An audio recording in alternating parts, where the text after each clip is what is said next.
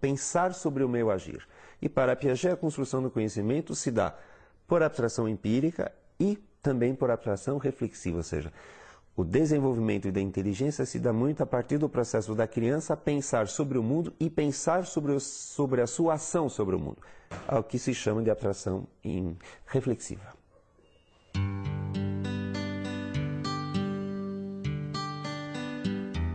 Mais um conceito extremamente importante em Piaget, que aliás é o conceito mais famoso, estágio. O conceito de estágio remete em Piaget à seguinte ideia: o desenvolvimento da inteligência não é um desenvolvimento linear, ou seja, simplesmente por acúmulo de informação, mas é um desenvolvimento que se dá por saltos, por rupturas, né? E os estágios representam justamente uma lógica da inteligência que será superada radicalmente por um estágio superior, apresentando uma outra lógica do conhecimento. Então, os estágios significam que, por um lado, a inteligência dá saltos, ou seja, a inteligência muda de qualidade, cada estágio representa uma qualidade dessa inteligência.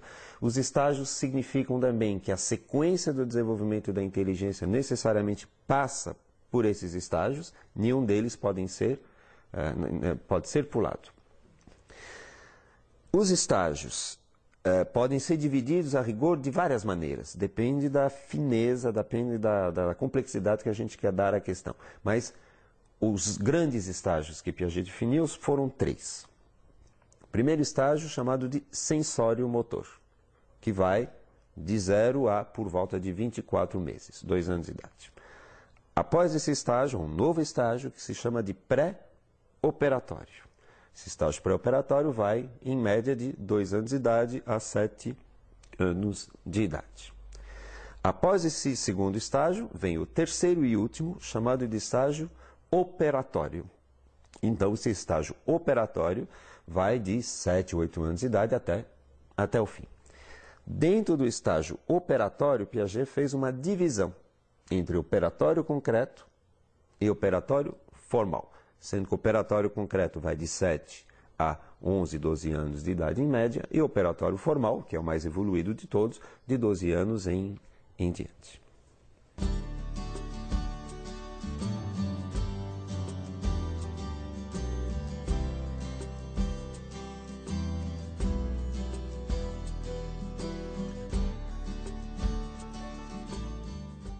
Antigamente se pensava que o bebê, ou seja, a criança de 0 a 2 anos, não apresentava nada de muito interessante do ponto de vista da inteligência, e que, na verdade, a inteligência começava apenas com a linguagem, né? Essa é uma ideia que era muito forte e que ainda é forte em algumas pessoas. No fundo, o que Piaget demonstrou com uma clareza muito bonita, é que essa fase do desenvolvimento de 0 a 2 anos é extremamente rica e que, portanto, a inteligência começa a se estruturar e a mostrar, digamos, o seu valor muito antes da linguagem. E, portanto, nesses 2 anos de vida, de 0 a 24 meses, uma série de conquistas praticamente cotidianas são feitas, uma série de pequenos passos são dados, pequenos passos e conquistas essas que justamente preparam a possibilidade da criança falar.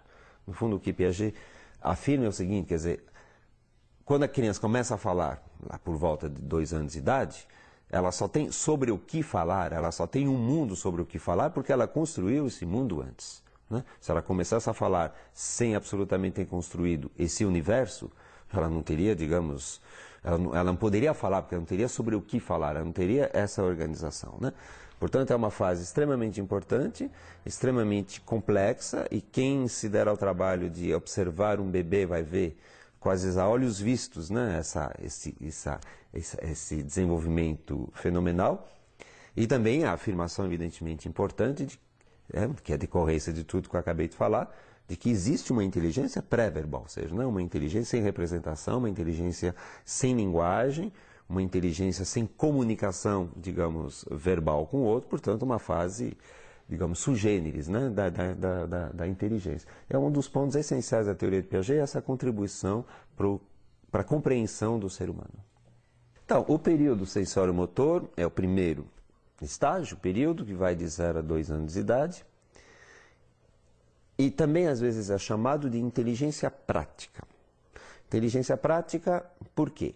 Porque é uma fase do desenvolvimento da inteligência onde a criança não emprega a linguagem, mas apenas as suas ações e percepções. Ações, aí a palavra motor, e percepções é a palavra sensório-motor. Então, uma inteligência prática, uma inteligência em ação. Ou seja, ainda não verbal, ainda não representativa. Para Piaget, esses 2 primeiros anos de vida são absolutamente essenciais porque a criança percorre uma complexidade de evolução absolutamente inimaginável.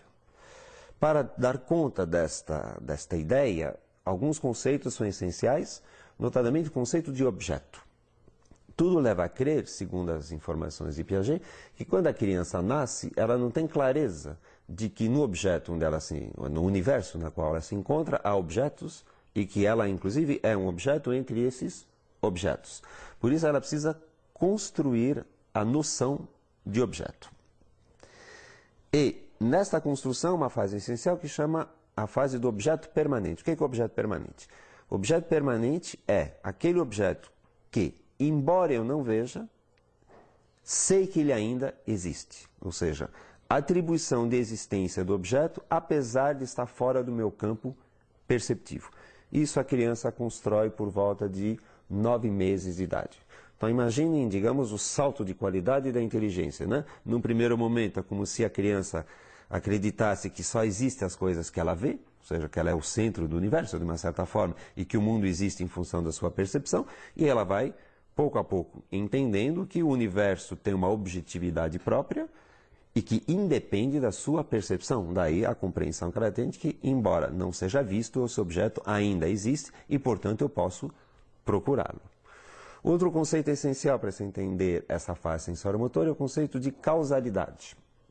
Ou seja, o que é causalidade? Entender que os objetos do mundo, e a criança como um objeto nesse mundo, esses objetos interagem entre si e causam efeitos entre si.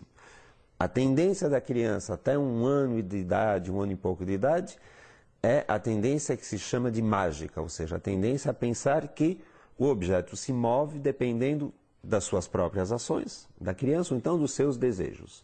Aliás, fato que inclusive Freud também tinha reparado, chamando de onipotência infantil. Então a criança imagina num primeiro momento que na verdade ela tem as rédeas do mundo e pouco a pouco ela vai entendendo que não. Existem leis de causalidade, ou seja, o universo tem leis, o universo tem algumas regras que são seguidas e essas regras, evidentemente, se aplicam à própria criança. Então, a construção da ideia de causalidade, a construção do objeto e também do tempo e também do espaço, que se dá nesses 2 anos de vida, digamos, faz com que a criança consiga, num primeiro momento, ter uma objetividade do universo. Essa objetividade depois será reconstruída no nível da linguagem.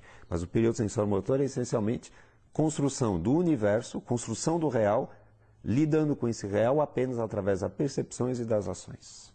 Uma das conquistas importantes por volta de 9 meses, aliás, na mesma época da construção do objeto permanente, é a diferenciação entre meios e fins.